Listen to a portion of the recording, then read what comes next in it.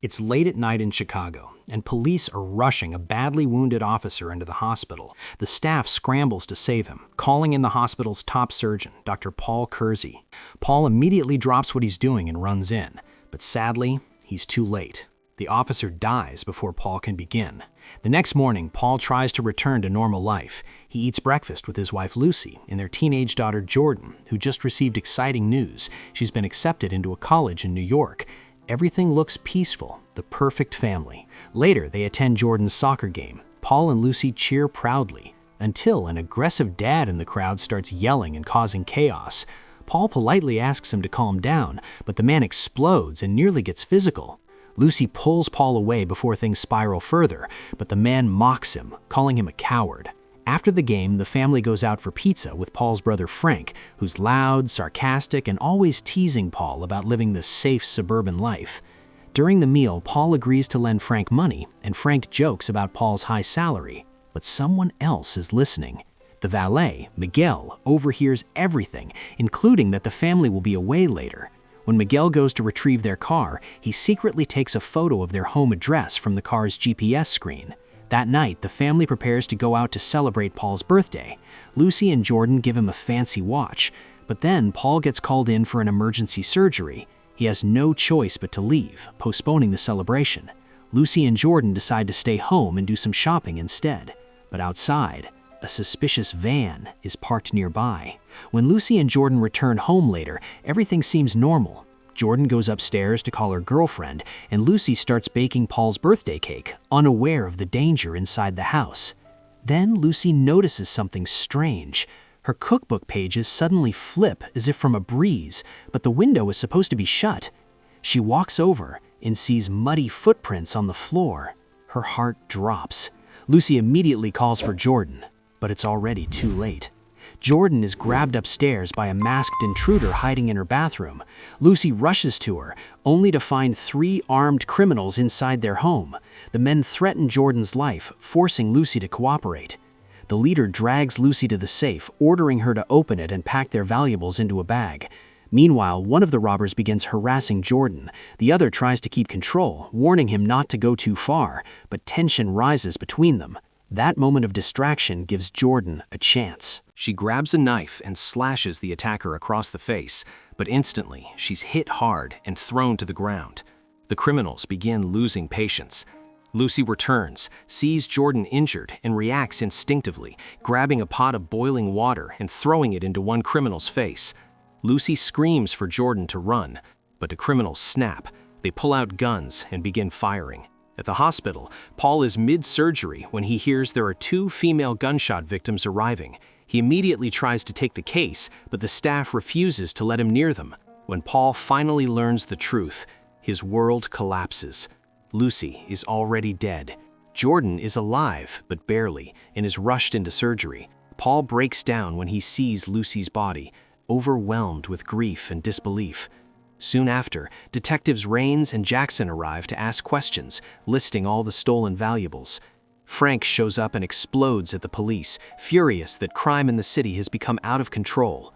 The detectives promise they'll catch the criminals, but Paul is too devastated to even respond. All he can do is sit beside Jordan, who falls into a coma. Lucy's funeral is held soon after. Her father, Ben, speaks with bitterness and pain. On the drive back, Ben suddenly stops the car after spotting something in the road and becomes enraged. They rush to Ben's land, where Ben finds poachers on his property. Without hesitation, Ben grabs a gun and begins shooting at them. They escape, but Ben makes one thing clear: the police won't protect you. They only show up after it's too late. Paul is shaken by this, but still clings to hope the detectives will solve the case. Days pass. Paul visits Jordan every day, watching her lie motionless in a hospital bed. He starts therapy, unable to sleep in his bedroom, stuck sleeping on the couch instead. His mind constantly replays the night of the invasion.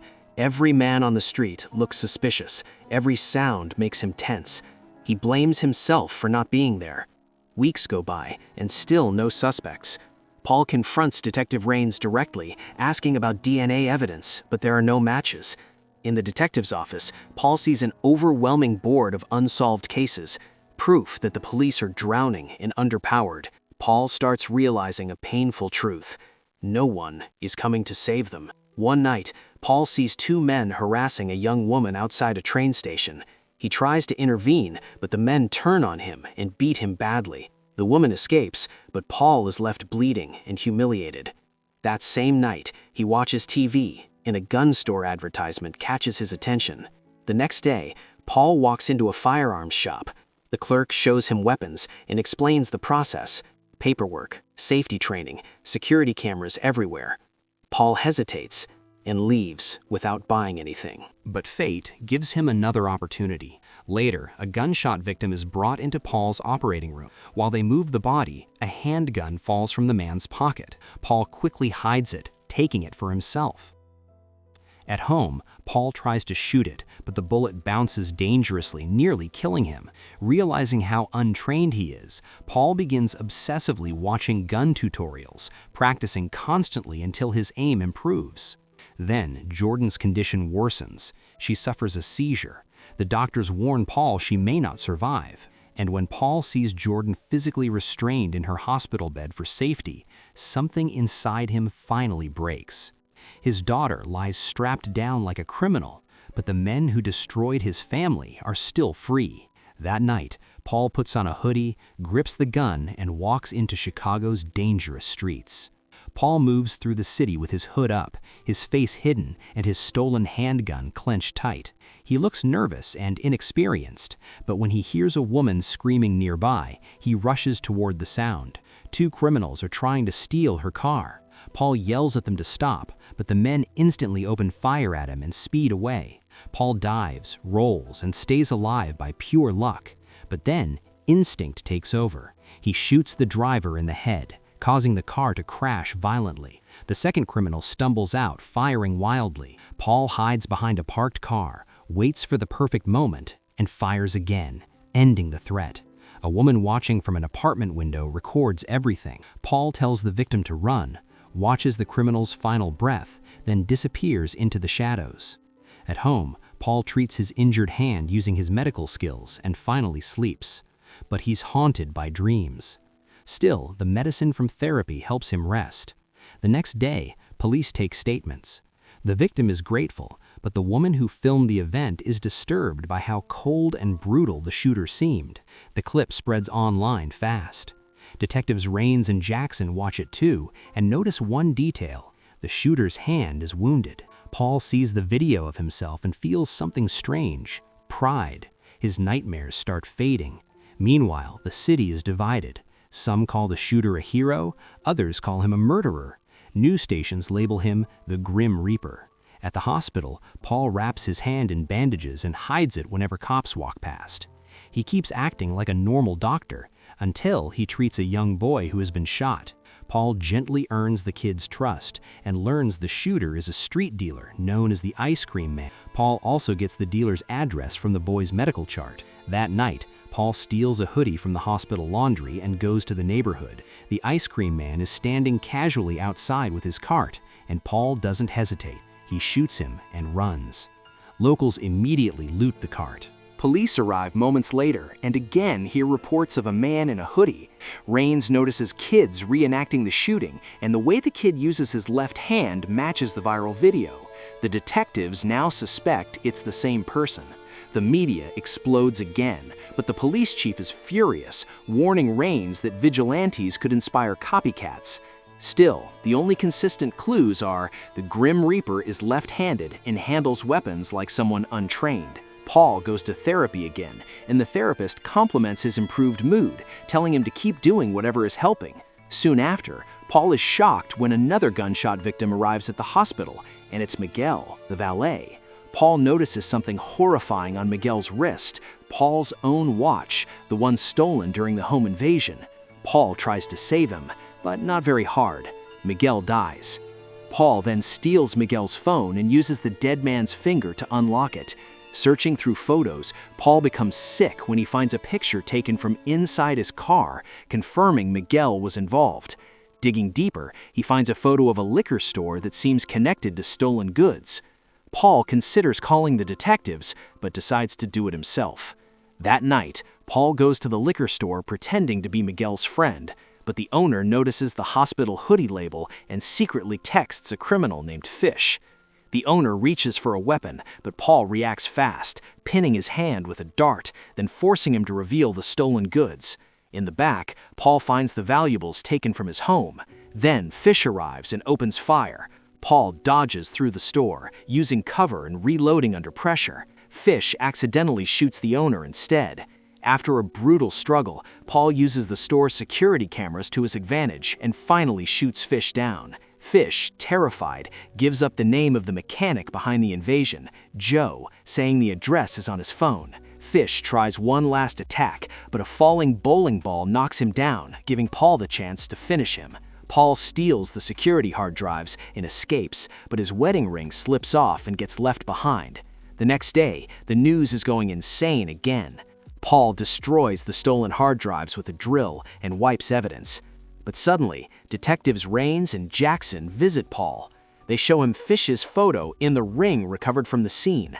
Paul confirms it's his, and the detectives assume it was simply stolen during the invasion. They believe this is finally enough to advance the case.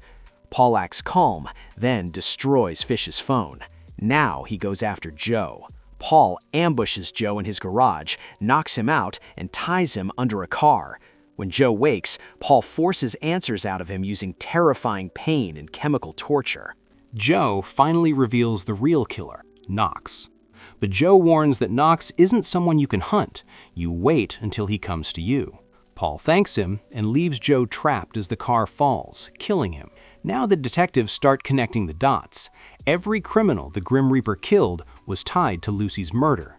They go to Frank and ask to see his hand, growing suspicious. Meanwhile, Paul learns on the news that copycats have begun killing people in the Grim Reaper's name. The city is spiraling. Then Paul gets a call. It's Knox. Knox tells him to meet at a club in 30 minutes. Paul heads out immediately, but at the same time, Frank goes to Paul's house and discovers the truth, the weapons, ammo, and signs of what Paul has become. Frank realizes Paul is the Grim Reaper. At the club, Paul receives instructions to meet Knox in the bathroom. He calls Knox's number, follows the ringing, and finds only a phone in the stall. Knox steps out behind him, using a civilian as a human shield, and begins shooting indiscriminately, causing chaos. Paul gets hit and hides, firing back and managing to wound Knox. He shoots the power box, plunging the place into darkness, and escapes within the panicked crowd. Knox then plays the victim and gives the police a description, sending detectives straight toward Paul. Paul secretly treats his wound using glue and a stapler, almost passing out from the pain. He returns home and finds Frank waiting. Frank confronts him, calling him insane. Paul insists he had to do it because the system failed. Their argument is interrupted when detectives arrive at the door. Frank lies and says Paul isn't home. The detectives leave, but not convinced.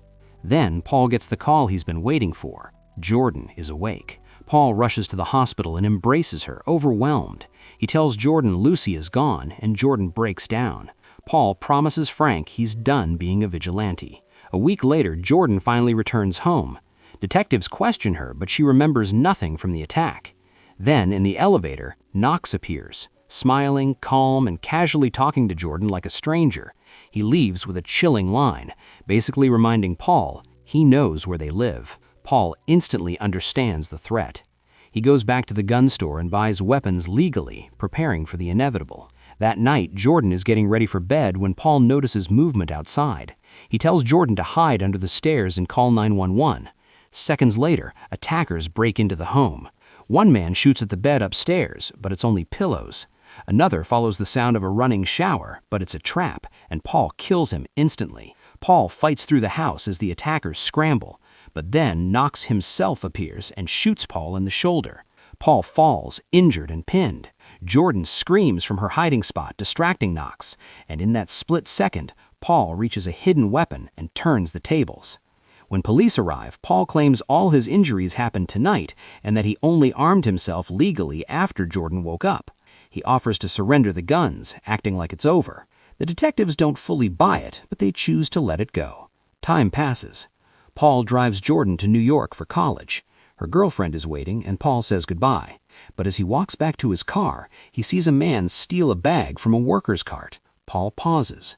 He points his hand like a gun, and the man freezes.